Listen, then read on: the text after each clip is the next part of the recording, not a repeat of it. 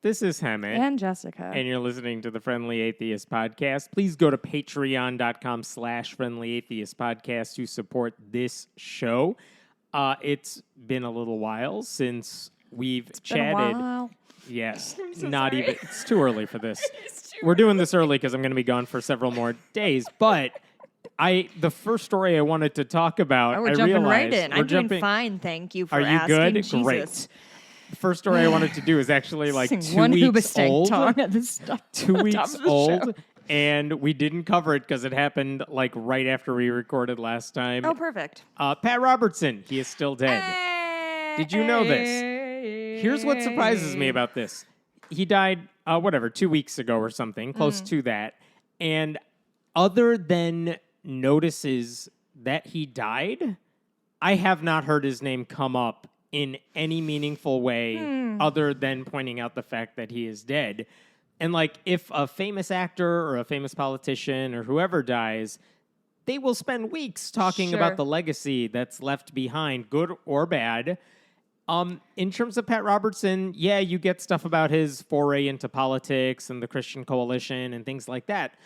But other than that, it's just been kind of like, all right, It has been kind of crickets. Like, there haven't really been any, I mean, not that I've noticed anyway, any, like, heartfelt, like, people talking about what Pat Robertson meant to them and how... Other than on his show and his network, where the 700 Club has repeatedly been like, here's some look-backs at Pat Robertson. Like, you're right. Even in Christian media, they haven't spent much time talking about how great this guy was. I wonder why. I like, sincerely, like, okay, but I don't know shit. Okay, let's But get... for what it's worth, the cause of death was not given, but he was 93. Yeah, I don't think anyone was speculating about the cause of death, my dude. Oh. The man...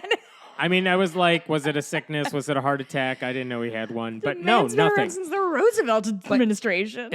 Think about what this guy represented. Not only did he use his platform to promote homophobia, anti-Muslim bigotry, sexism, conspiracy theories. I think for a lot of people, he was just best known for the extent of his lies. Because this is a guy who bragged that he could leg press 2,000 pounds. Excuse me? He said what? And that's 2,000 pounds? 2,000 pounds. That's 1 when ton? he was in his 80s. He said he would live to 120. Oop, a little short. He said feminism has led women to, quote, leave their husbands, kill their children, practice witchcraft, destroy capitalism, and become lesbians. That is a cross stitch I sold for many years. Very nice. And it was a top seller. I forgot that was him. He called for the assassination of the Venezuelan president. He said towels carry AIDS, which... Well, sure, that's just science. I don't know why you're... He blamed mass shootings on godlessness and liberals. He said once he's being dominated by homosexuals. That's very funny. Yeah, it That's really was. Outstanding. Because they were getting more attention than he was, just FYI. Famously, after 9/11, Jerry Falwell came on his show and blamed 9/11 on pagans, abortionists, feminists, gays, lesbians, the ACLU, and People for the American Way, the company that oversees Right Wing Watch. And Pat Robertson chimed in with, I totally concur. See? Because, of Two of course, our greatest minds. Wait, I'm not done. Okay. Pat Robertson also, here, I'll give him credit for this, never somehow on board with young earth creationism and kind of mocked Ken Ham. That's right. I do love the infighting. Yeah. He said, quote, you have to be that. deaf, dumb, and blind to think that this earth that we live in only has 6,000 years of existence. I'm not saying he was always sensible on this topic, but young earth creationism, nope, he wasn't on board with that. He also wasn't on board with anti-marijuana policies. He said marijuana should be legalized. Fuck yeah, Pat Robertson, you get it, my dude. Didn't he, I feel like my first the first time I noticed him, did he blame Katrina on the gays? Listen, I don't him? have it in front of me, but that does sound right up like his alley. I'm trying to think of the first time like I got wind of his stuff, and that feels like what it was. Although the September 11th was caused by abortions. That was does famous sound enough. familiar. Yeah, that does sound familiar. I mean, I guess one reason even Christians seem to have been like, well, he's dead now. All right, we're moving on. See you never. I think one reason for that is, keep in mind, when the Christian Broadcasting Network, which he started, came on air in 1960, the nation was about 67% Protestant. That number has now dipped to 34%. So are you saying Pat Robertson is personally responsible for the only reason that number has for gone a 100% dip in numbers or 50%? That's right. How do percentages work? That's right. It's all him and him alone. And the thing is, like, he became one of those guys who's so utterly ridiculous that even Christians are like, you don't have to watch this guy if you're looking for people to listen to. Okay, here's my question, though. Does Pat Robertson say anything that different from like a Ken Ham with like crazy Christian preacher types? Right, except for, the young earth creation thing. Not like any time recently. So, like, he just became known for spouting right-wing talking points and like conspiracy theories that exist in Christian circles. I guess I am just wondering his bigotry wasn't special. Yeah, like, so why has he kind of obviously not been shunned, but like, why has he not gotten any fanfare, whereas like people are still obsessed with Ken Ham? Probably because he hit his peak in the 80s when he ran for president. He created these platforms that were outsized in their influence. But again, like so many right-wing Christians, he not only built and attained his massive platform, he then used it specifically to harm people who are already marginalized. Gotcha. I mean, today, even when I was reading obituaries, not just in mainstream publications, but in Christian outlets, like even the top paragraphs of his obituary were all about the crazy ass things he said. Known for spouting, blah, blah, blah. It wasn't near the bottom as an afterthought to give you a comprehensive sense of his life. It was near the top because ultimately his legacy is making Christianity even more cringeworthy. Even Christianity Today couldn't escape that. In their write-up of his life, the fact that he was, quote, among the most influential evangelicals of the 20th century, that was paragraph 4. Paragraph 3 included how he, quote, stirred controversy with his off-the-cuff commentary characterizing disasters like hurricanes, earthquakes, and the 9/11 attacks as God's judgment. The only obituary I could find that ignored all the crazy shit he said was the one posted by his son Gordon on the Christian Broadcasting Network's website announcing his death. Like, that's it. Everyone else, even the Christian outlets, were like, yeah, he said a lot of crazy stuff. If you're under the age of, like, 70, you only really know him because of the crazy shit he said. Was there ever a phase that he wasn't saying crazy shit, or did he devolve into more craziness? There was a time... Was he cogent when he was younger? There was a time in the 70s and 80s when the stuff he spouted wasn't necessarily insane. It was just right-wing Christian awfulness that he parlayed into a presidential run. Not because I think he thought he had any chance of winning against George H.W. Bush, but because it was, as every Republican candidate could tell you right now, running for president is a great way to launch a personal media branding campaign. Yeah, absolutely. You want a Fox News job? Go run for president first, and that way we could attach that to your resume. Sure. I shouldn't just say Republicans. Democrats know that too. But again, that's the thing. Pat Robertson, that was the peak of his influence, and then he became the old crank who just became known for saying crazy shit. And at some point, I think even recently, his crazy shit stopped being all that crazy because there's no shortage of Christian preachers who say other crazy shit, and now he's not even special. Yeah, that's a good point. Yeah. Well, and also he sort of straddled this weird time in media that he did most of his like groundwork before there was the internet, and like people kind of it was a little more siloed, right? Like the right hand didn't really know what the left hand was doing and vice versa a little bit more. And now it's just everything's on the internet, and you have Right Wing Watch, and all they do is like pull clips of these people saying these horrible things. Pour one out to Right Wing Watch, which has spent more than and Kyle Mantila over there, who has spent more than 20 years documenting the crazy shit he said that entire time, more so than any other place. And I think, honestly, the watchdogs who did nothing more but to quote him accurately did more to define his legacy than anything Pat Robertson ever did. Yeah, I do think that's often when people say the parties are the same. I would point you to the fact that conservatives will fucking lie about literally anything that they want to just to get you to agree with them. I don't know, man. Everyone, just be sure to wave down at the ground, say hi to Pat Robertson. Bye, Patty. He's looking up at us from below. Yeah, what's Right Wing Watch going to do now, man? I don't work for them, but I can tell you they have plenty to keep them occupied. They'll be fine. Really, at this point, like when I imagine Pat Robertson, it has the Right Wing Watch banner above his head. Every single picture of Pat Robertson should come with the Right Wing Watch logo. Yeah, exactly. I'm gonna shift to something amusing just before I get into all the other heavy stuff, because I think everyone has the wrong reaction to a Jeopardy clue that appeared recently. Oh, boy. All right, I'm going to read you the clue. Okay. All right, category. Dadjectives, which are ways, they're descriptions of fathers. That's the category. It's portmanteau. Yes. Toe? Portmanteau. And this is the $200 clue, the easiest clue, they say, in the category. Double Jeopardy, then? Single. Dude, they doubled the money like 30 years ago and you have forgotten. Anyway, here's the clue. Forgotten or never knew. Here's the clue. Okay. Matthew chapter 6, verse 9 says, Our Father which art in heaven, this be thy name. Hallowed.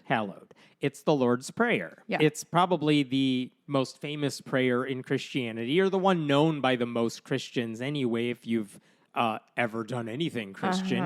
And here's why this is news. The three players, none of them buzzed in.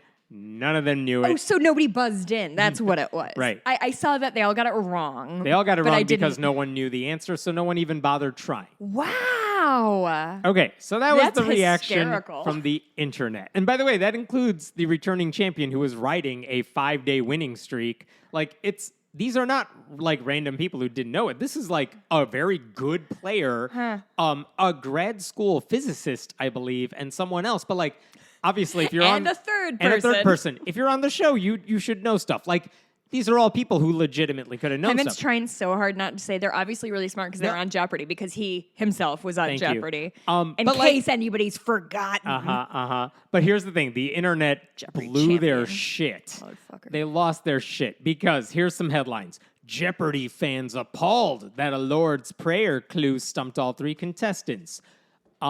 Jeopardy fans left stunned after contestants could answer this question about the Lord's Prayer. Stunned, $200 Jeopardy clue stumps guests, stuns viewers. Whenever they say that, you know we're talking about like 3 tweets Of that like, they collected. Yes, that's exactly it. And basically, there's a lot of people who are like, I knew that. How come these smarties didn't know that? Which is 90% of Jeopardy Twitter, right? Like, I don't know. That's exactly right. And look, I thought everybody knew that. I thought that was common knowledge. As a viewer, look, there's nothing better than realizing you know something that these 3 people do not. That's the only reason people watch Jeopardy. That's for right. that moment. And the thing is, even if you're not raised in Christianity, there's an expectation because it's the Lord's culturally Prayer. pervasive. It's culturally pervasive. You will know that answer. And the thing I would, and by the way, even the Freedom from Religion Foundation, of all places, responded to a tweet about how they all missed it. They called it a, quote, welcoming sign of the secularizing times. And they're all wrong about this. All of you. Oh, don't worry, everybody. Hammett has the correct take. This is of course I do. Sorry, idiots. Here's the only response to this. Everyone has blind spots. The fact that the Lord's Prayer was missed by all 3 contestants means, it wasn't in their purview. They never had a reason to know it. They didn't know it. It happened. It's not that big of a deal. And the thing is, in the giant list of things you might want to study before you appear on Jeopardy, this isn't on the list. Okay? Sure. It's the specifics of Christianity is not on the list. And the perfect example of that, of the contestants maybe having a blind spot that most viewers are like, how do you not know that? There was a famous category a few years ago all about football. And American football? Football. Gridiron, as we call it. Every contestant missed every single question, like didn't even buzz in on a single one, to the point where Alex Trebek at the time, like, because they have time All right, to nerds. It's the last category. They haven't touched it. And now there's time left. So they're going to go through everything. And by the time they get to the last clue, even Alex Trebek is like, if you guys ring in and get this one, I will die. And of course they didn't. But even he's like, you guys don't know any of this stuff. You don't have any examples of those football questions, do you? Off the top of my head, I don't. I would just be curious if it's like how many yards. No, it was like this is an option pass, or what's the team known as the Purple People Eaters or something, the Minnesota Vikings. Just some of it they should have gotten. Some of it was trivia, but whatever. But here's the thing: like, I don't think I saw this from some people saying Jeopardy asks too many questions about Christianity or something. It's like, no, they don't. Is that a problem people have cited? Yes. And come on, gang. For what it's worth, I think the question about the Lord's Prayer was fair. Yeah. So are clues that touch on beliefs of other faiths. Christianity is the most popular religion in America. Like you said, it's culturally significant. I don't think it's a weird question because of how many ways in pop culture they touch on the Lord's Prayer. Like Boondock Saints. So if these people are like in their mid-40s and dudes, white dudes, they definitely had a Boondock Saints poster in their dorm room None that of them said the were Lord's above Prayer 30 and on white. it. See? But good try. I mean, listen, I know the audience for the Lord's Prayer. It's either people who have gone to church a lot or people have seen Boondock Saints. God, I hope that's the prayer they use in that movie. One of the things they said when people like viewers are stunned by this is like, how do you not know about a Christian thing that everyone knows? What does this say about Christianity? Some articles suggest it. It's like, look, if you're looking for people... What does this say about Christianity? That it's seriously less popular? I don't know. Well, if you're looking for people who don't know about anything Jesus said, like, stop looking at these contestants and look to the white evangelicals who support a con artist as president, or the Catholics who defend a crime syndicate, or the Southern Baptists who voted this past week to say only men must be heard from the pulpit and nothing else. And wait, excuse me? Could you just back up a sentence? I zoned out. I was thinking of medieval times. Remember we talked about Saddleback Church, Rick Warren's church, and they were like, we're kicking you out because you have female pastors on your payroll. Oh, yeah. This week, during the Southern Baptist Convention meeting, they said, no, this is a rule now. Cool. If you have a woman in any position of leadership, you're out. And then they published... They are tripling down, One dude put together like a nearly 200-page screenshotted document of every SBC church that has any women listed as staffers as pastors. And they're like, look, I circled their pictures for you in case you want to stalk them or something. Wow. But sure, get mad at these Jeopardy contestants for not knowing the specifics. Sorry, of I just want to be clear. Was that not going to come up on the episode if you hadn't mentioned it in passing? I did not have that on the list because so Southern what Baptist you're saying is sexist, excluding an entire gender from leadership did not even make a blip on your radar. Was not on my priority list of things to talk about because the SBC being sexist is evergreen news. Oh, okay. I'm just going to sit with that for a few minutes and think about what that means about you and our world, and might go jump off my balcony over there. There you go. Here's a story that did make the news for me. Okay. According to a survey from the Southern Baptist Convention's research arm, Lifeway Research, most Protestant pastors, when they ask them, how do you plan to confront a potential mass murderer who comes to church? Like, what security measures have you taken to thwart a mass shooting? The number one answer is, well, we have a plan, which doesn't mean anything. Okay, fine. I'm sure you do. Everyone does. But in terms of specific ways they would combat, the top answer, 54% of Protestant pastors said, we plan to thwart a mass shooting by having armed church members. More than half of those pastors said, we got armed church members to take care of us. Well, coming in at 21%, a no firearms policy for the building, no guns anywhere so that no one accidentally does anything crazy. Hiring private security was even lower. Having hired police officers on site, way lower. Only 5% of churches said that. But more than 50% of churches said, no, we got gun people in our congregation. I mean, At first, I was surprised. I was petrified. Kept thinking, No, stop it. Sorry, it's too early for my brain to do anything. I shouldn't be surprised. I was surprised at first. I should not be, because it's right there in the name, Southern. I swear to fucking God, I might have told this story before. When I was driving down to Asheville with some girlfriends, we were driving through Tennessee, and we got out at a Starbucks, and my dude in front of me got out and had 3 guns on him to go into Starbucks. So, I mean, yikes. First of all, just a blanket yikes. Mm-hmm. Second of all, yeah, they're all packing all the time because they're paranoid idiots. In church. In church. And in Starbucks. Like, of all the places you would expect there not to be a reason for violence, like getting a latte shouldn't be one of them. Yeah. And going to church shouldn't be another. Notice that praying harder didn't make the list for any of these pastors. Well, now that's interesting. Uh-huh. That is actually very interesting. Does that mean they tacitly acknowledge that thoughts and prayers are bullshit? Uh-huh. Yeah, that's for schools, public schools. But for churches, no thoughts and prayers for us. We got people with weapons Well, nearby. you can't send 6-year-olds packing to school. No, they want to. Yet.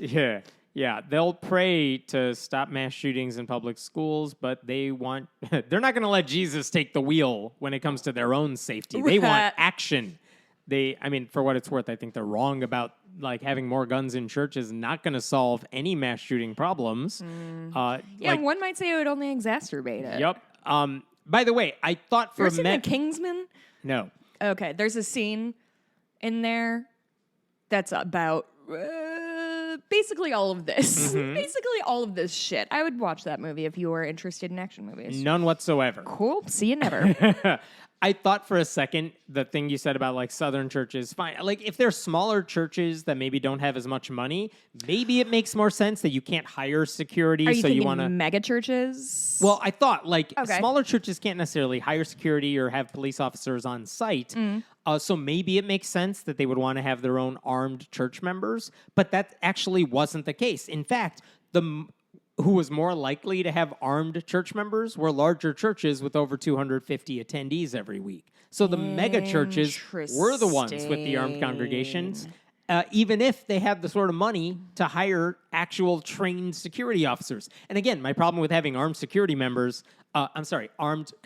members you have a problem with that? is they don't necessarily say these are armed congregation members who have a lot of training in this sort of thing. These are just dudes who carry a gun and come to church. They're good guys with guns. They always come out on top. They're Name always one time good guys, right? That's the other thing. They're always good guys. Parkland. Do you want me to name times when trained security personnel with guns There's didn't do shit? a mass shooting where in the district where I went to high school. Yay! Yeah, there you go. Cool. Congratulations, Willowbrook, Illinois, made it. Given all these numbers, it would be nice if these pastors put even an ounce of thought into why gun violence might be on the rise, which they absolutely will not do. Let me remind you that shortly after the Uvalde mass shooting at that elementary school, a gun manufacturer that caters to Christians called Daniel Defense, they actually made the weapon that was used to kill those kids in Uvalde, and they posted a tweet, probably planned in advance, but they posted a tweet. That gun didn't jam, did it? With a child holding a weapon. No. And the caption was, "Train up a child in the way he should go, and when he is old, he will not depart from it." Here's a picture of a child holding a... Do you have it pulled up? Yeah, sure. Come look at it. It was messed up at the time. That's a toddler. Yeah. So that was not an accident. That's just their marketing. And the thing is, conservative... I thought it was going to be like a 12-year-old, which is fucked up anyway, but that was a baby. Yeah, conservative Christians think guns are the solution to a gun culture that they helped create.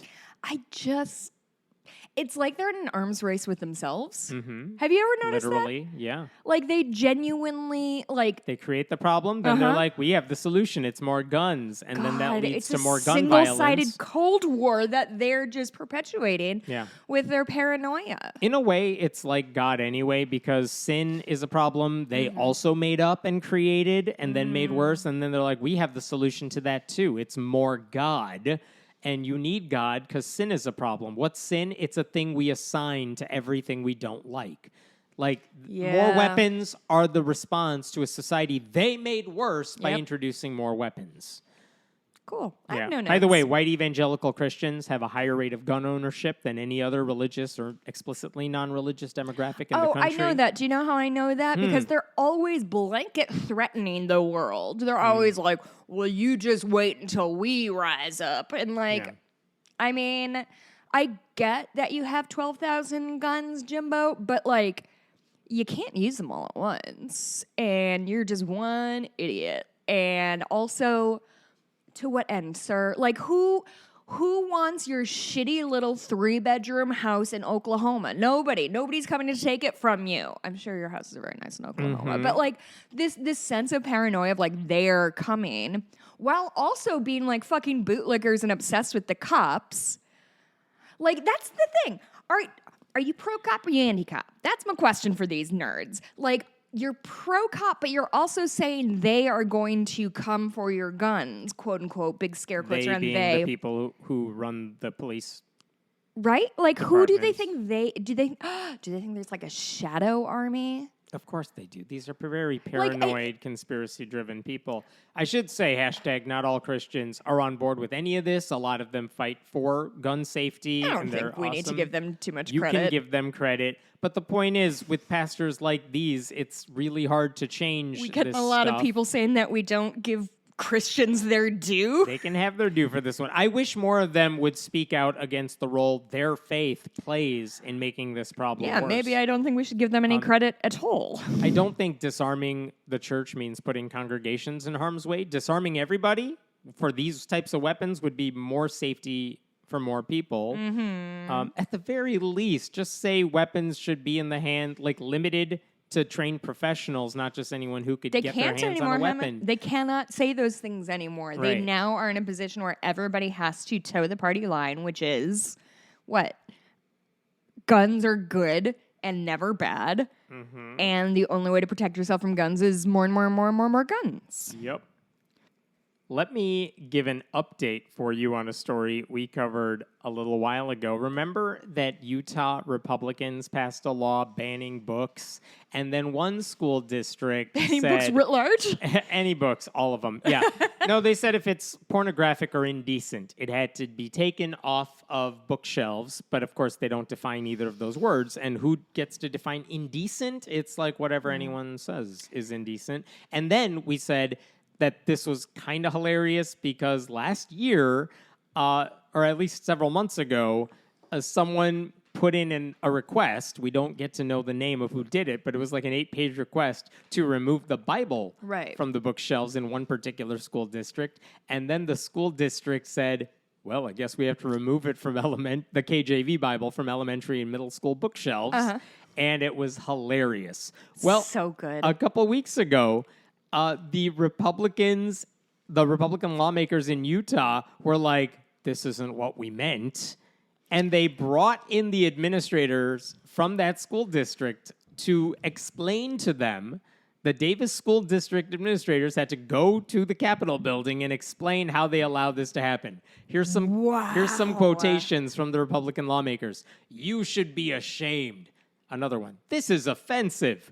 Another one. Taking the religious text off shelves in elementary and middle schools in the district was bogus and a move toward accepting the religion of atheism and hedonism. Hedonism? Yes. That's a pretty big step. And the superintendent of the Davis School District said, our intent is to follow the law. That has been our earnest intent. Good for them. And you know what? The superintendent's like, I didn't want to do this. No. You made me do this, in essence. And basically, the Republicans spent this entire committee meeting basically telling on themselves that they did not think through their stupid book ban. Okay. And they were like, they're trying to explain why their book ban, that totally makes sense, was not supposed to include the Bible. And so one guy... Are they going to give us a pornography, I know it when I see it type thing Kind of of. like, we know the difference between good rape and bad rape. It's good what's in some Bible. Yeah, like, one Republican says, there's no other book out there that has the same value as the Bible. Are you sure? he also said the Bible and some of these things are core to us. We must stand for these things. The Bible does have some things that are questionable, but they're implicit, not explicit. There's no detail. That's not correct. There's no shortage of Bible verses that every listener right now can think of that has to do with all kinds of inappropriate things, whether it's like my brain just went to foreskins, banging someone and then jizzing on the floor. That's a passage in the Bible. Yeah. There's like crushing testicles. There's two daughters getting their father drunk and then sexually assaulting him. This is not implied. Isn't there a father who gives his daughters to a couple of strangers to fuck if they want to, and they turn out to be angels? That's every chapter. Yeah. Yeah. And here's one Republican, too.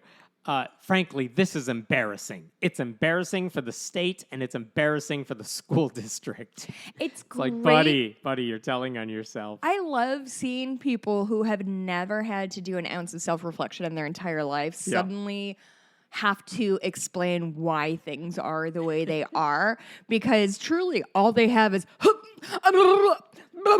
unquote. Yeah.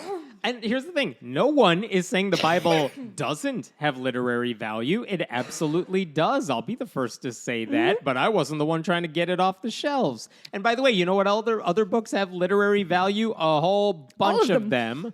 But the ones they want to get rid of, these conservatives want to get rid of, are the ones that portray LGBTQ people in a positive light or detail the trauma of slavery, or they're just deemed controversial by people who don't like when their personal religious beliefs are challenged. Yeah. The solution isn't to unban the KJV Bible. It's to stop banning books that librarians and other professionals like them deem worthy of inclusion in these institutions. There's an entire process for how books get into a library, whether it's a public library or a school library. There are processes in place to make sure that books deemed worthy of being read by children are the ones that make it in. Religious books get included in that, and that's good and fine.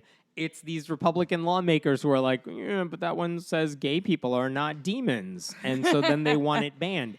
One example, one of the Republicans asked the administrator, why didn't the district ban the Freedom Writer's Diary?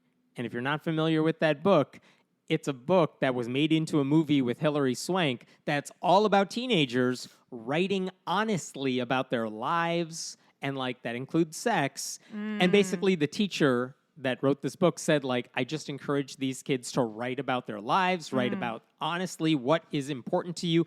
And it's less about the grammar and less about the prose and more about spilling your guts on the page. Yeah. And she inspired those kids to write, and that's why it got turned into a movie, because inspirational teacher movies are always popular. But they're like, why didn't you ban that book? Because it has sex in it. It's like, because it's a good, honest book that talks about what kids are actually thinking about. Like, are these people really going to go through, like, fucking book by book? Oh, the Republican and did. Break down every passage and compare it to the Bible? Yeah, he said, I'm putting the excerpts up from that Freedom Writers book because I'm frankly embarrassed to read it out loud. And then he's like, I want you to read this out. Like, he's proving the point. No one should be forced to read anything that makes them uncomfortable. But if you want to play that game, there are plenty of Bible passages that are explicitly inappropriate or sexual that we could have had this guy read if he was willing to be honest. But again, that's not what Republicans stand for. They don't care about honesty or being consistent with what they're doing. Nope. Like, kids should have easy access to books that other people, including adults, may not want them to read. And if they want to target young adult novels that talk about same-sex attraction, then there's no reason other people can't target holy books the same way. And the bottom line is Republicans in Utah have no intention of revising their law.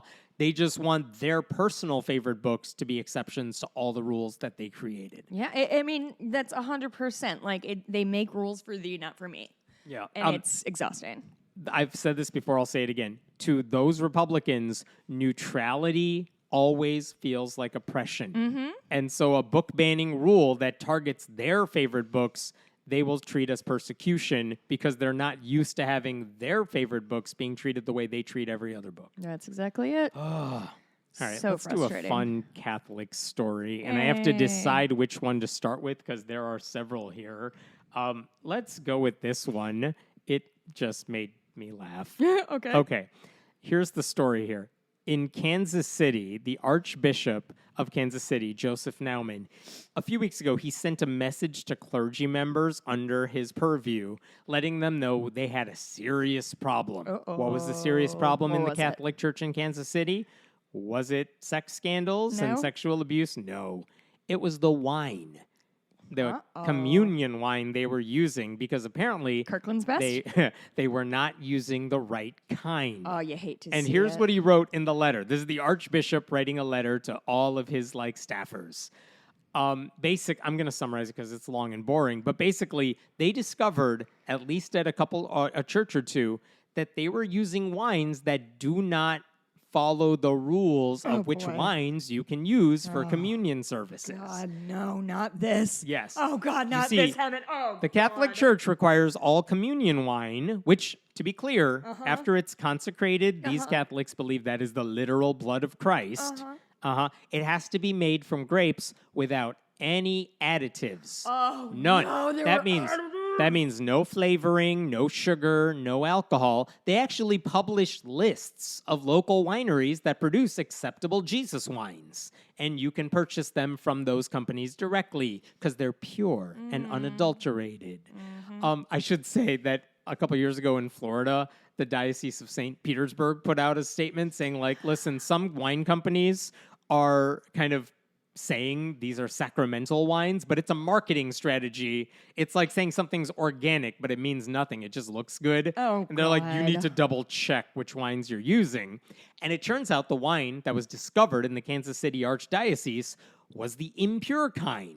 It's like the difference between freshly squeezed orange juice and the concentrate? Yeah, the Minute Maid stuff that's only made from 15% juice because they added sugar and other stuff to make it taste better. And the bottom line is, where did they get the wine then? I don't know. That feels they don't know. They just got the wine from somewhere, and they're like, "Oh yeah, it's grape juice. We're good. It's grape wine. We can use this." What are you saying to me right now? You're saying some bottles appeared in a church and people and the this priests is are like, mass. Oh "We're good. We got what we know." Happening. Oh Jesus! And in a sane world, all of this would be well, oopsie, unintentional mistake, but it's all symbolic, so it doesn't really matter because it's not like the congregation knew. But this is the Catholic Church. There are no symbols. It's all taken literally. And here's the beautiful part of this. Okay. Because they supposedly used impure wine. Oh, boy. And other churches in the archdiocese may have used Catholic impure anymore, wine. All masses celebrated were invalid. And yes, what does that mean? Let us go practically down this speaking? slippery slope. If Are all of these used people going to go to hell because somebody fucking did a Costco run? That is absolutely where I am going with this. A lot of old people are currently in hell because someone bought cheap wine from the grocery store. Sucks to suck, Catholics. Okay, let me go back for a second. I'll give I'll give you an example of the slippery slope logic in action because we talked about it a few years ago. There was a priest from Detroit named Father Matthew Hood, and he was going through his he was fine priest, whatever, he does his thing. And then he was going through his family's old belongings, and he found a VCR video of his baptism from when he was a baby or whatever, and he was watching it because now he's a priest himself, and that's an interesting thing. And he saw that the priest who performed his baptism used the phrase "we baptize you," yada yada yada, but the phrase is supposed to be "I baptize you," not "we." It's not a "we," it's "I." And in his head, here's where that meant: if he wasn't baptized as a baby, and he technically wasn't because the priest used the wrong magic words, then he wasn't ever really a Christian because you got to be baptized to be Christian. And if he wasn't a Christian, he wasn't really a Catholic priest, no matter what he did in seminary. And if he wasn't a priest, then everything he did as a priest was really just him cosplaying as a priest, and he had no power, so everything he did was also invalid. And that meant, in his mind, that a bunch of people were going to hell because everything he did was fake. Wow. By the way, that included his grandmother, whom he anointed just before she died. Yeah, she's in hell. She's in hell, too. Yeah. And if they confessed their sins to him and he forgave them on behalf of God? No, he did not. Oh, shit. All those people were unrepentant sinners because they didn't confess to a real priest. You know, the Catholic Church is a pretty big structure to be taken down by one word. Oh, it's beautiful. What about last rites? Real Like if house he of cards. cleansed the sins of people on their deathbeds, supposedly preparing their souls for the afterlife, nope, didn't count. He cleansed them of nothing. Nothing. I said this last time too, but it's like shooting blanks after a vasectomy. You can go through all the motions. It might look and feel the same. There's nothing on the other side, at least according to the Catholic Church. I hate You're that welcome. metaphor. You're welcome. But the point is, if Kansas City used the wrong wine and it doesn't count, and they don't know how often it was used, they don't know by whom. Listen, this false wine could be everywhere. It could be across the country. Could be. Maybe this is somebody's like anti-Catholic run. Is that they're just like tapping out all of the the consecrated wine supplies, and they're like, off to Benny's, motherfuckers. Yeah. And Archbishop Naumann wrote that he would petition the Holy See for guidance on restorative matters. Like, I'll ask the Vatican what to do, you guys. But that's stalling, because I know what the Vatican will say, because the Vatican's released multiple documents about how invalid wine doesn't work. We don't allow it. Here's what the Vatican said in a 2004 document that has a big fancy name. The wine that is used in the most sacred celebration of the Eucharistic sacrifice must be natural from the fruit of the grape, pure and incorrupt, not mixed with other substances. Like even the Vatican's like, you guys don't use Costco wine. Dang. Now, sucks. the question is... Imagine being a true Catholic believer and getting this. It has to be devastating, which is such a, like, why do you invite this horrible, like, guilt into your life over and over?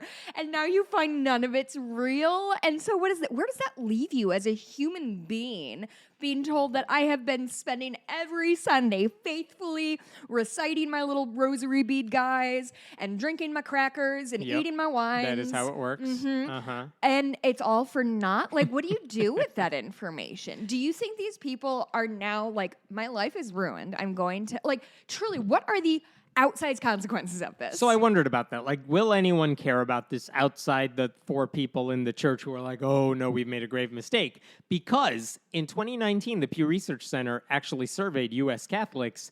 And here's the question. What percentage of people who call themselves Catholic believe, literally, what the church teaches, that the bread and wine used in communion is literally the body and blood of Christ? What percentage of Catholics, U.S. Catholics, believed that stuff? They call themselves 30%? Catholics. 30, 35? You are correct. Yeah? 31% said it was what the church teaches. Yeah. 69% said all symbolic. Nice. All symbolic. 69% of Catholics are like, I don't believe the very basic belief of the Catholic Church. So, to your question, will anyone care about this? Not really. I don't think actual practicing Catholics sitting in the pews seem to give a shit one way or the other, because they don't even take this stuff that seriously. I truly talked to some friends of mine who are Catholic, and I asked them about that, and they're like, yeah. Like, truly, like, the apathy was outstanding. It was, they're like, yeah, I mean, yeah. Of course it's symbolic. Like, why wouldn't it be symbolic? I was like, what about, like, the abortion thing? They're like, yeah, I mean, I don't agree. And I was just, okay, I'm not going to press you on this, but... Why are you going to church, people? Why are you doing this? What are you because doing? People like pageantry and tradition. Mm-hmm. It's why we do toddler beauty pageants. In tiaras? Yeah. Yep. Mm-hmm. Yeah. All right, second Catholic story, even funnier than the last one. Oh. This one involves a restaurant, Taqueria Garibaldi. Wow, your Spanish You're is welcome. Flawless. 5 years of it, baby. Sacramento-based restaurant. They have a couple restaurants in this chain. But basically, according to the Department of Labor, which is where this story comes from, oh boy, the owners of that restaurant will now have to pay $140,000 because they weren't paying their employees. So basically, they have to pay $70,000 in back wages, another amount, $70,000 in damages, and actually another like $5,000 in penalties. Okay, because basically they were stiffing their own workers. That's why the Department of Labor is involved. Well, but I mean, that's here's the number one twist. theft in the country is wage theft. Sure. So let's all remember that. I believe it. Okay, but here's the kicker for all this. as the Department of Labor is speaking to employees about what did your bosses do here, and like some of the examples are straightforward. They told me, even though I worked more than 40 hours this week, they basically told me to manipulate my time Clock stamp. out. And so it didn't reflect that I worked overtime, I've done things that. like that. Okay. But one of the employees, actually a couple of them, but one of them was quoted as saying, I'm paraphrasing, they brought in a priest to the restaurant and told us we should confess our sins to the priest. And the priest was like, tell me all your sins, employees, but really work-related sins. What? Holy shit. Holy shit. Oh my God. Oh my God. Okay. Wow. Oh boy. Here's this is so wild. Here's what one employee Were said. they sitting in the booths? They had a of prayer this to begin their workday, but then the priest was just like walking around. in his full regalia? I think so. One employee said, as soon as the confession started, I found the conversation to be strange. And unlike normal confessions where I would tell a priest about the sins I wanted to confess, no. This priest mostly asked work-related questions, which I thought was strange. This is incredible. My dude thinks his employees are slacking. And so instead of talking to them, revising policies, hiring more people, whatever needs to happen, he was like, I am going to do the most ham-fisted confession trap, This a keeps confession getting better. honeypot Yeah. to be like, oh, we're going to just confess your sins. So regular. Oh, I had sinful thoughts. No. But did you leave the water running? No. The questions were, are you loyal to the business owner here? Ew. Have you ever stolen from the business? Things like that. And basically, if they said yes to any of these sins, now they had they at least had blackmail to hold over these employees. I'm sorry. What? This is the owner of a 3-restaurant chain? Something like that, yes. And he is tripping over his dick over this? Okay, have I talked about petty tyrants on this podcast about how I think they are truly the ones who are going to bring down the fucking country? Not any of the big people we're actually worried about. It's motherfuckers like this who get the tiniest modicum of power and they're like, theocracy, bitches! The best part about this, where's the priest coming from? Who is this guy? According to the Diocese of San Francisco, we're completely confident he is not a priest with us. Like, he's not an actual priest. He's just, everyone thinks, no one knows who the guy is. They think he's a friend of the owner who just threw on a white collar costume. Wow. The government was unable to identify the man who acted as a priest. Okay, hold on. I need to take 5 steps back here. Yes. So my dude who owns this place, what's his name? John Taqueria? Yes. Okay, John Taqueria owns a bunch of... It's actually 3 owners, all named John Taqueria. All John Taqueria. Yeah. He's like, I don't think I have the loyalty because of my fast food staff. Is this fast food or like a sit-down restaurant? Maybe sit-down, but like... My restaurant staff, I don't think they're unflinchingly loyal to me. How can I, A, find out if that's true, B, bully them into being unflinchingly loyal? Well, I should get a priest. I don't know any priests. I do know Steve, though. And Steve has been out of work for years, and he's an actor, so I think he could pull this off. And it's February, so Spirit Halloween is open somewhere. I mean, absolutely. So this guy showed up in like one of those polyester things with the squares still in it because he didn't iron it before he took it out. After he took it out of the Spirit Halloween bag, I'm the fucking balls on these men. One of the owners told another employee that they needed to help him by telling investigators they only worked 8 hours a day, 5 days a week, even though it was more than that. The owner also asked... owners try to manipulate. They treat their staff like shit, and then they're like, well, don't get me in trouble about that. It's your problem. The owner also asked the same employee to manipulate time cards. The employee said they regularly worked more than 40 hours a week and only had 1 day off. Yeah. Wow. Oh, another unnamed employee told investigators that a different manager would not let us sit down and eat, forcing workers to hide in the refrigerator during meals. Okay, first of all, anybody who's working in a restaurant knows that you have to go in the fridge if you want to cry or sneak food. Those are the things. Dry storage is for making out. The Which walk-in apparently fridge. Trader Joe's is a hotbed for that shit. I don't doubt it. And you know what? Good for them. They're wearing those Hawaiian shirts. The sexiness is really flowing there. He wouldn't let people sit and eat. Nope. Which is certainly not in the visible sight of anyone in the restaurant. Well, I mean, he should. Did he provide a break room for them? Like, I get you can't have your employees sitting and eating. That's where the priest did confessions.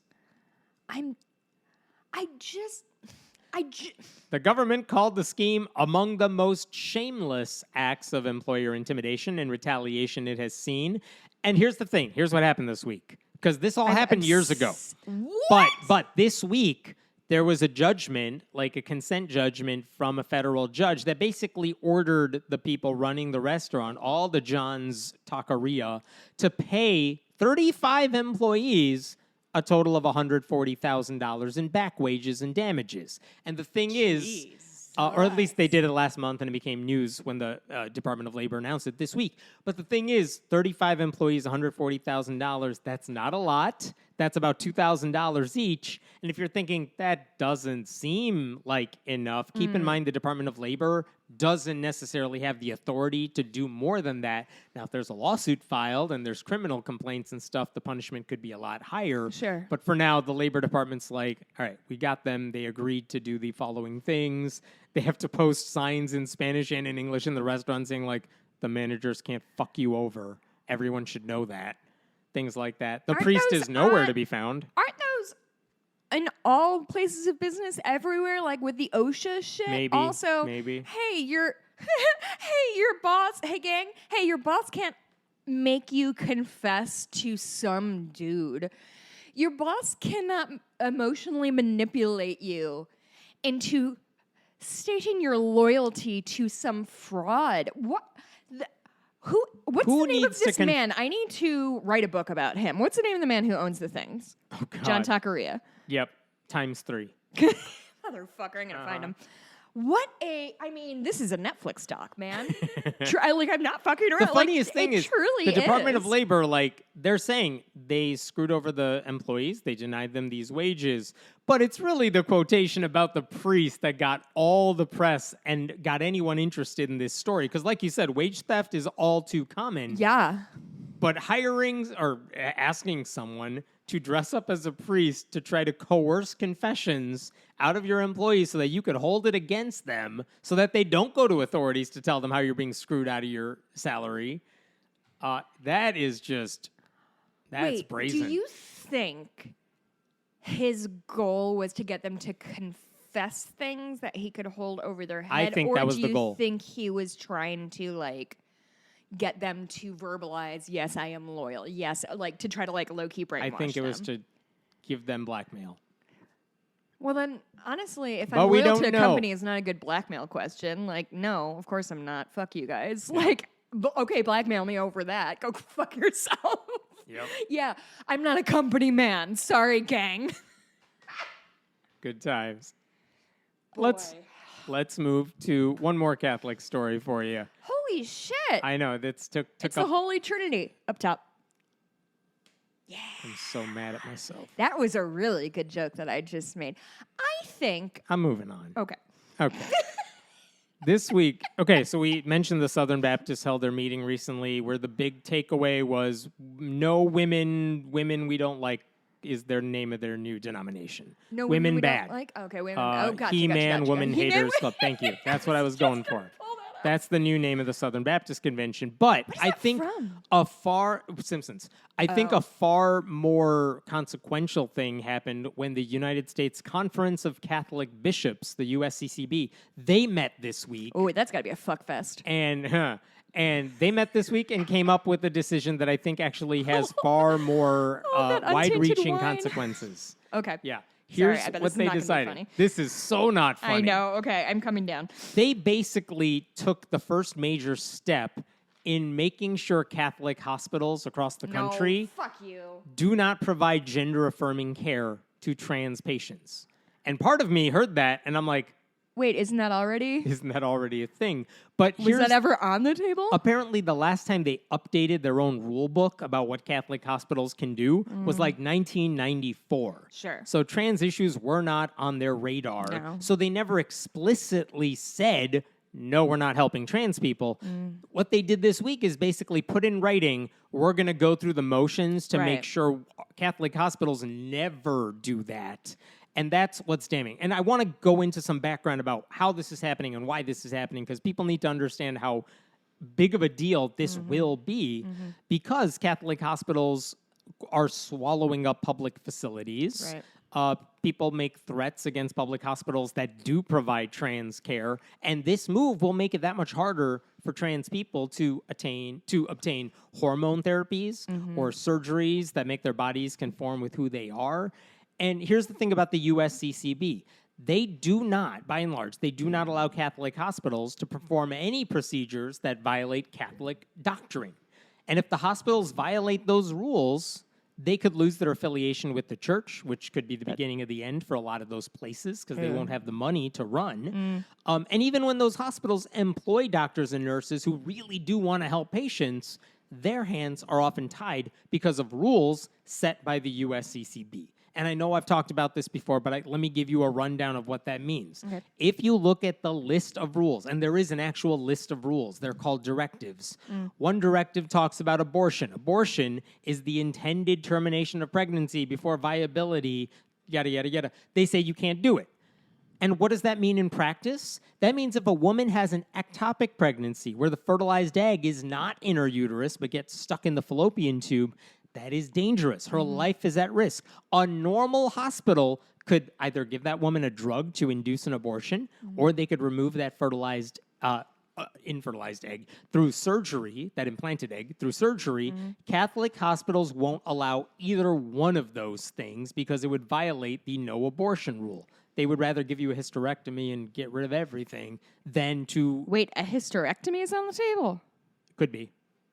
Did I say that right? I mean, a hysterectomy would mean taking out her uterus. Yeah.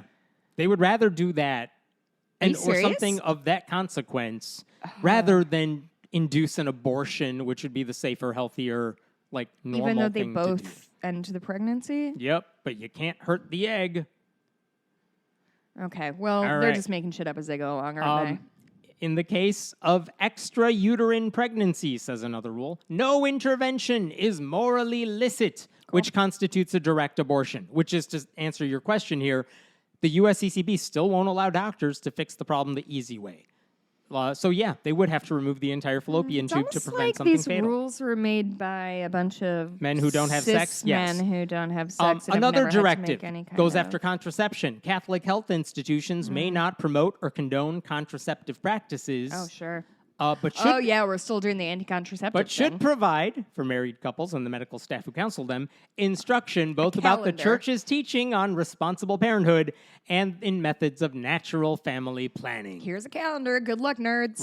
Right. So no contraception, Hope your which periods are regular. totally explains Mother Teresa and how she put women in Calcutta in danger because she wouldn't give them birth control. That's correct. Another directive says sterilization of anybody, whether permanent or temporary, not permitted. So they won't do vasectomies for men. They won't do tubal ligations on women because that would interfere with natural pregnancies. But at least everybody always gets to pick what hospital they go to so they can pick one that aligns with their belief systems, Exactly. right? And here's how that's messed up. If you're a woman who's giving birth and you're having a C-section because a vaginal delivery might be dangerous, which happens regularly, it's possible the woman says, you know what? I'm done having babies after this. No more kids. And my health would be at risk if I had another baby. So while you're down there, tie those tubes. That happens very regularly. It's actually the best time to get your tubes tied because they're already up in your guts. They're already up there. So it's actually less risky than having two separate surgeries. A third of women who have C-sections also get their tubes tied in the process. Wow. But not at a Catholic hospital. They will perform the C-section, sure, but that's it. They are forbidden from tying a woman's tubes because of that rule. And why do we allow this again? Because Catholics. Another directive goes after sperm donors. You can't donate sperm. That's not allowed. Basically, unless your pregnancy is planned and there are no health issues, a Catholic hospital could be your worst enemy. And I'm not even getting into end-of-life care, which they don't do. They would rather have you suffer and live than allow you to end life on your own terms. No, like Jesus did. What about IVF? They don't allow it. They don't do allow it. IVF. Nope. And I mean, I know some human children who are produced from IVF, so I guess they don't have souls. Is that what the Catholic Church thinks? That's correct. And also, they drank the wrong wine, so they're I screwed. will let them know. They're like almost 18, so maybe they should get the news. So Catholic hospitals get $48 billion a year in taxpayer money through Medicaid and Medicare reimbursements. So they are federally funded to a large degree.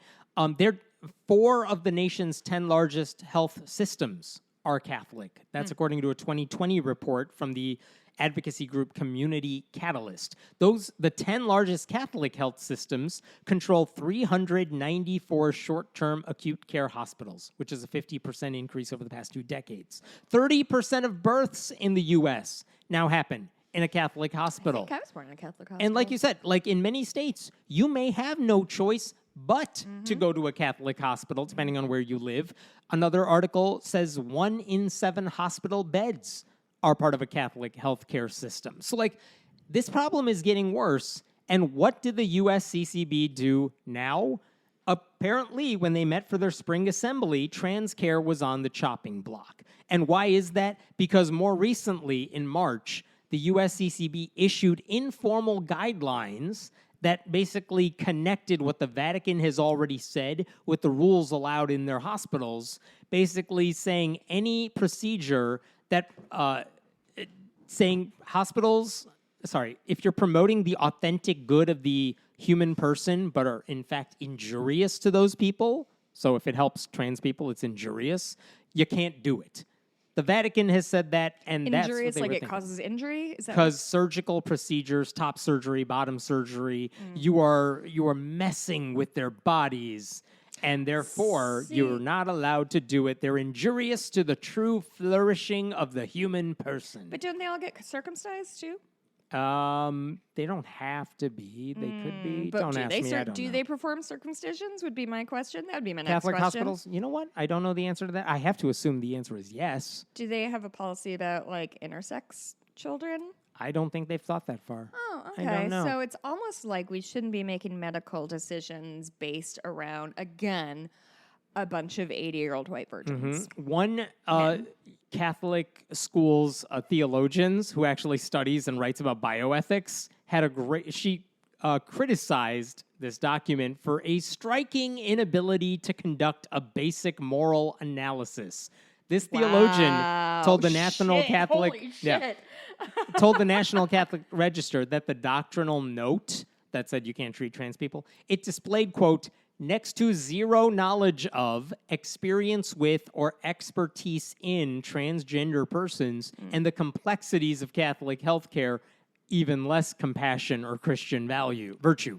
Wow. Several But she's a woman, so they're not going to listen to her. No. Several bioethicists who criticized the document told the National Catholic Register that it did not reflect the evolving science on gender dysphoria, nor the insights and lived experiences of transgender people. Of course. That's their whole fucking thing. Yep. They do not care about people's actual experiences. Right.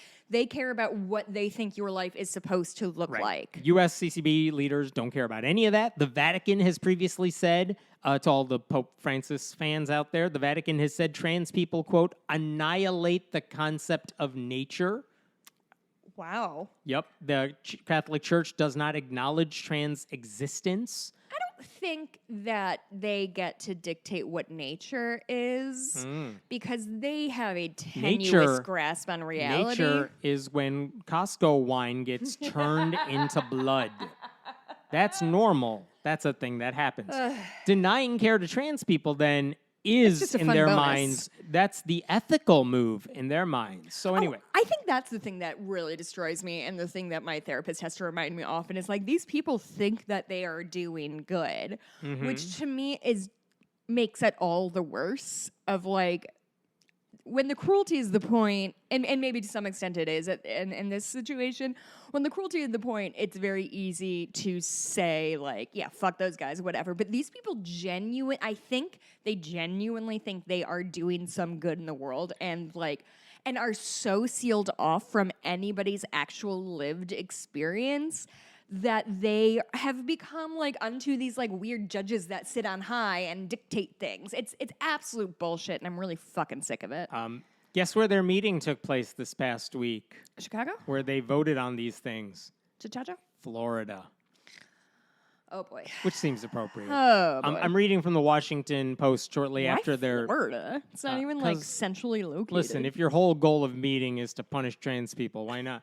The USCCB voted unanimously at their annual meeting to authorize their doctrine crafting body to come up with a proposal, which would be a revision to the list of rules that are binding on Catholic hospitals. They voted unanimously to say, yeah, go ahead and make this happen. So, like, the document hasn't been updated yet with anti-trans stuff, but they've basically given the group that writes the rules a green light to add anti-trans stuff to the list. Well, cool. I mean, I don't think the Catholic Church has any other issues that they should be focusing None on. So, whatsoever. yeah, this feels like a really good use of their time. Yep. All right, couple more. Here's this one. Though. No, you don't get to be tired. I still have to go to work after this. Too bad.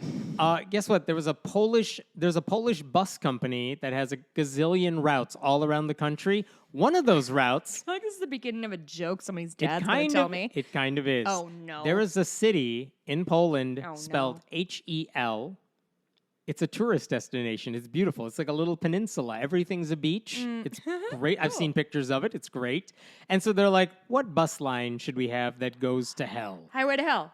Basket of Hell. What's the number of the bus line? 666. You're damn right Fuck it is. yeah, it is. So for years now, they've had bus route 666 to hell. In Poland? In Poland, which is heavily Catholic. Deeply Catholic people. Yep. And it was hilarious. Some people got a kick out of it. That is very funny. It's just a funny joke. Honestly, the city, the town of hell, or whatever they call it in Poland, like they're like, this is good. We could sell shirts with this. Of course. I rode bus 666 to hell. Yeah. Slap that on a shirt, sell it at a huge cost, markup. It'll be great. I would wear that right now. Last week, however, it was announced by the bus company that they're going to change the bus route number. They're going to change it from 666 to 669. Fuck you. No. 669. Yep. They changed it to 69? No, 669. It doesn't matter. They put 69. That's even funnier, Hammett. It's now I not, double though. want that. It's not, though. Come on. 69 is the sex number. Because, yes, we know the joke. Because it's like... Yes, we figured it out. Thank you for explaining the sex act to me. I think this is a lateral move. 666 is very funny. 669 is also extremely funny. No, if they said 69 to hell, funnier.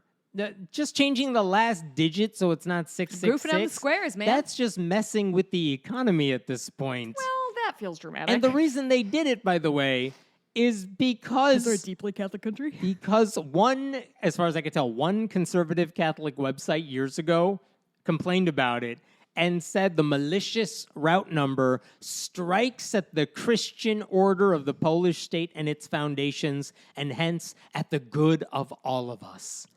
And when the newspapers asked the bus company, are you changing the route number because like one dude complained on the internet? And the guy who oversees their route planning said, for years we have received objections from opponents of this number. So we changed it from 666 to 669, which is less controversial and less conspicuous. And nicer. However, he also said in the 2 days after the change was announced, his firm was inundated with complaints from the other side who want 666 back. Yeah. So who knows?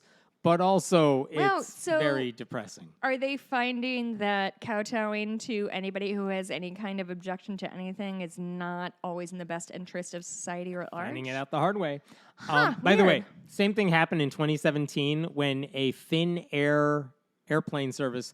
Their flight 666 flew to Helsinki Oh, classic. on Friday the 13th. Nice work. That was Nice headlines work. everywhere because all you got were these headlines about flight 666 to hell on the That's unluckiest day of the year. outstanding. Hilarious. Very good. But also the headlines were, you guys, this is funny. Yeah. And now the town of hell is going to lose that. That's too bad. It is too bad. Poland's gone through a lot, Maybe we should give him this one, gang. It's very disappointing. It's all they had. Let them keep it. All they have are beautiful beaches and nothing else. Let them have this. All right, one final story for you, because this survey came out, but we haven't had a chance to talk about it. What % of people in the United Kingdom still believe in God? This is according to the World Values Survey, which is an international study conducted by the Policy Institute at King's College London. Again, the question is, what percentage of people in the UK believe in God? 47%. Nicely done. 49%. Holy shit! First time it's dipped below 50%. I am fucking You're on on it. Maybe fire. we should always record in the mornings. No, Right? this is terrible. I hate it. And actually, the number's even lower for the percentage of people who believe in an afterlife and heaven and hell. Sure. But fewer than half. Wow. Fewer than half. This tracks with what we've seen in previous studies, but it's kind of a shock how much disregard people in the UK have for organized religion and the beliefs associated with it. Same survey found 72% of people in the UK don't want religious authorities interpreting laws. 82% trust people who don't share their faith, which is what you hope in a pluralistic democracy. Yeah. And by the way, what percentage of UK's Gen Z, very young people, what percentage of them believe in God? What of where? Under? Under, what is Gen Z? 81? Born in 1981 or later? No, because we're millennials and we were both born Fine, after I give up. 1981. Then people born in I think 2012. Oh God, I'm going to say 86% do not believe in God. 37% believe in God. Oh, Very small, I did much. the inverse. That's all right. It's even So lower than the 63? 49%. 63 do believe in God. Huh. But it's still a lot lower. Only 33% of citizens in the UK now describe themselves as religious. Others are like spiritual, but not religious, whatever. 21% say they're atheists, which is a lot higher than in the US. So 1 out of 5 British Zennials are... No, this is all citizens. Okay, now we're cooking with gas. Yeah.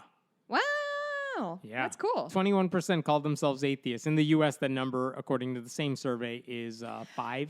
I presume you do not have 8%, the sorry. breakdown by like individual countries, right? No, Because I I'm know. wondering. You I'm mean wondering, within the UK and stuff? Yeah, I'm just wondering if like Northern Ireland Yeah, I pulls don't know. it, closer, kind of drags Fair up the question. average. I don't know the answer. The Not Humanist UK chief executive, Andrew Copson, responded to the reaction by saying, like, none of this is surprising to him or his organization, but he said, we need to address the outdated approach to issues such as faith-based discrimination in schools, bishops in the House of Lords, and the lack of legal humanist marriage, which remains a thing in England. Really? Like, you have to be a religious priest, basically, to perform a wedding. Did not know that. Interesting. So good on them. Yeah. Well, let's see if it'll keep going. There are religious representatives who are like, people would ask them, what do you think about these numbers? And they're trying to spin it like, religion's still good, you guys. We do food banks. We're And- small but mighty. Right. And it's like, yeah, during times of turbulence and social upheaval, there are institutions that help people out. I include churches in that mix. But What are you any doing good today? But any good that churches do anywhere in the world, I mean, it's so vastly overshadowed by the harm they cause. And also, as going back to Pat Robertson, like the most vocal and media grabbing religious leaders are typically known for the bigotry they espouse, not the people who benefit from their kindness. So, like, no wonder that number of people who believe in God, the percentage just keeps going lower and lower. Yeah, we should not be shocked by this. I'll stop there. Wow. That's a lot. That was a lot. I guess it's been a week and a half. I'm so tired. I know. It's been a while since we talked. There's so much to cover, and it'll be another week plus until we talk again. I'm sure there'll be more. We're gonna be this is gonna be a summer weird break, come couple months for us vis-a-vis recording. It's all good. Where do we find you? Well, you can find me on Twitter at JessBloomG, although truly I have not been on social media much at all. You can find me at Haven't Meta on Twitter. You can support us by going to patreon.com/friendlyatheistpodcast. You can get bonus episodes and ad-free episodes. You can also leave a review on iTunes. You could email us, friendlyatheistpodcast@gmail.com. Over the next couple weeks, by the way, because it's summer and because schedules are weird, we'll have a couple more interviews. We will have, there will be episodes, but they'll be interspersed with other stuff. You can also leave a review on iTunes. Couple pretty mean ones coming up. This is from Climb Bike.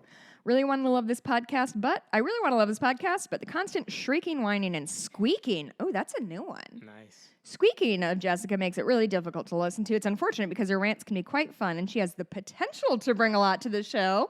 He sees potential in me, but unfortunately, she just mostly seems unprepared and just rants and raves in an unproductive way most of the time. I'll come back if she becomes more professional or is replaced. So the premise of this show is that I don't know the news story, so I'm not sure how prepared I could be. But that's neither here nor there. I would like to know if other podcasts also read their shitty reviews and stupid reviews. I don't know. I mean, I think they should. I think it makes me really humble. And I'll be thinking about this all day. There you go. Thanks, everybody. Bonus episode. We're going to be talking about a show called The Head that I started. That's very good on HBO or whatever HBO is now. A concert I went to in Wisconsin with my parents and the FBI agent I met there. Yesterday, I worked animal care, and I want to talk about that. And also, I'm listening to a podcast about Project Manhattan, if you want to talk about that. All right. All right. We'll see you next week. Bye, everybody. Bye.